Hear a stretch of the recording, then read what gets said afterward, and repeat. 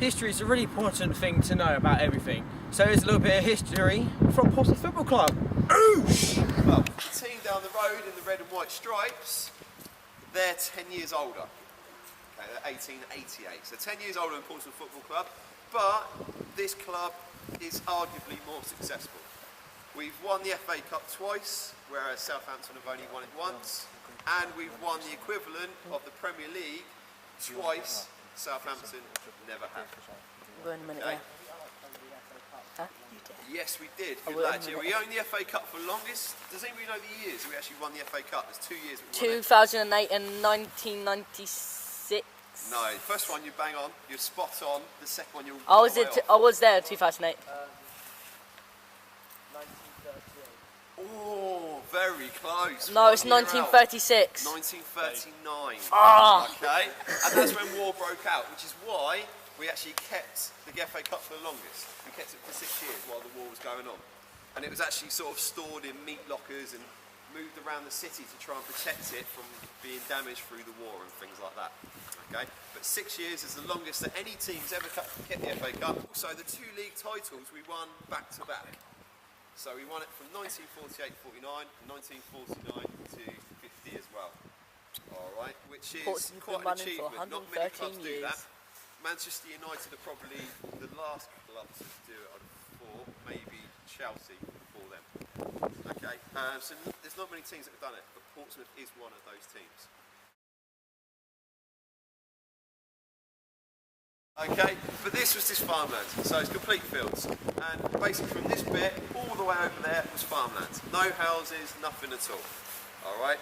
The main reason they actually built the club here was it was a perfect location for the newly built Fratton station. So obviously football fans come along, and especially in those days, train was a really good form of transport to get to football matches from. As time's gone on, houses have been built around the area, the space has become more condensed and smaller, but fundamentally the club itself and the stadium really hasn't changed an awful lot.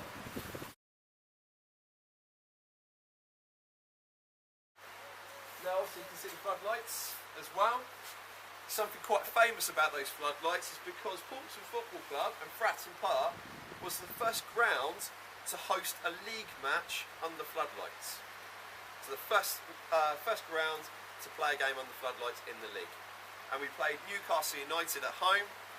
So obviously the Newcastle fans an awful long way to come, but obviously that's written down in folklore as well. So these were the original floodlights that they used back in those days.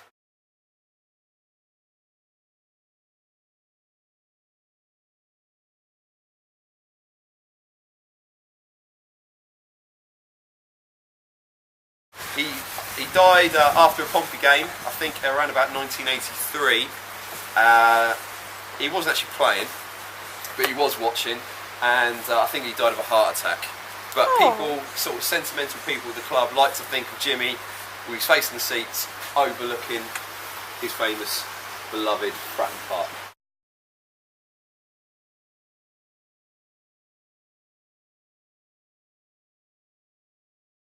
Would you agree if I said that Southampton are like main rivals? Yeah, they are. They're massive rivals. Okay, so if you look at Manchester United and Manchester City, Liverpool and Everton, Celtic and Rangers, our main rivals are Southampton. Right. Rival actually, because if you speak to people in the city itself who have got nothing to do with Portsmouth Football Club, they still refer to Southampton people as scummers. Okay, that's our term for Southampton fans. Their term for us is skates. Yeah, so they call us skates, we call them scummers. The reason we call them scum or scummers is down to, well, there's a number of reasons, but the main one is down to the dockyard. There was a strike from the workers in the dockyard in Portsmouth. So what the dockyard did, or the Royal Navy and things like that did, were people in from Southampton to do the jobs of the Portsmouth people, which Portsmouth workers in the dockyard didn't agree with because they were on strike for their own beliefs and things like that. So they felt that Southampton people coming in was an act of betrayal.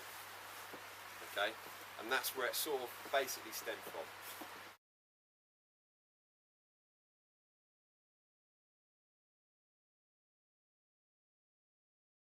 The club, well, I was a late starter. I was 13 when I started, so 12, 13, so it's about 35 years.